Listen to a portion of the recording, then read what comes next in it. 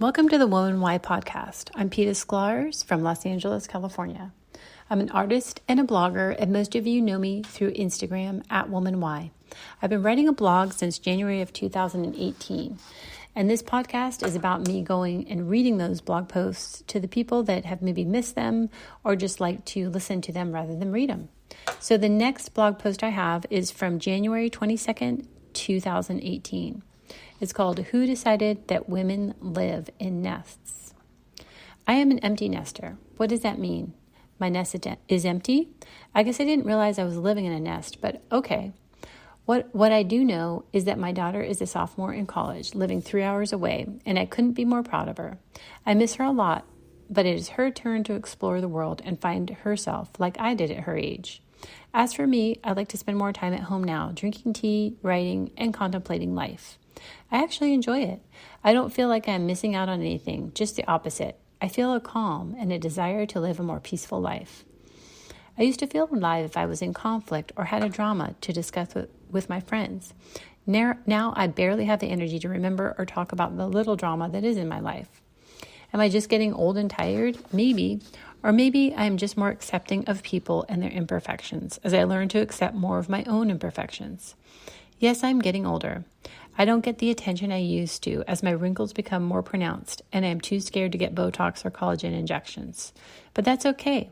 There's something comforting in handing over the reins to my daughter and letting her fly. She has so much ahead of her, and I get so much joy out of her successes that my own successes aren't as important. But with the new quiet in my house, I have found a new outlet. A need to write and have others read my words.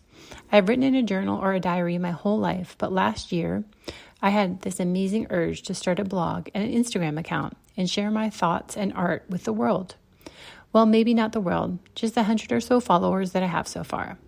I am not sure where I'm going with it all, but that is the beauty of it.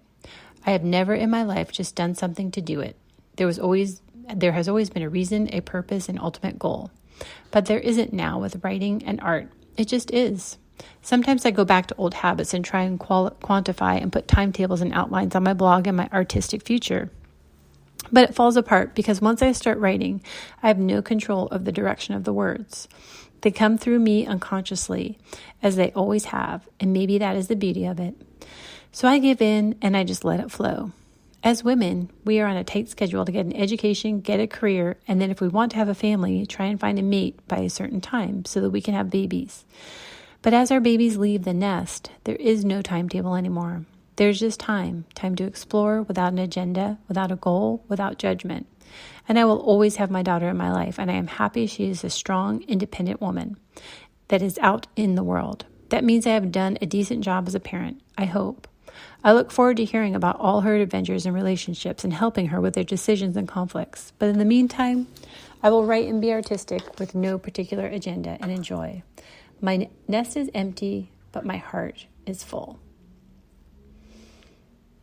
I wrote that when my daughter was a sophomore in college. Now she's graduated and she's living in Seattle. She went to Seattle University. And at that time I was still married and I was just getting into writing and discovering myself again.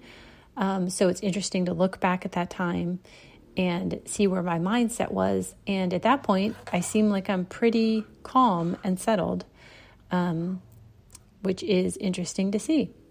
So that is the fourth blog post, and I hope you guys enjoyed it.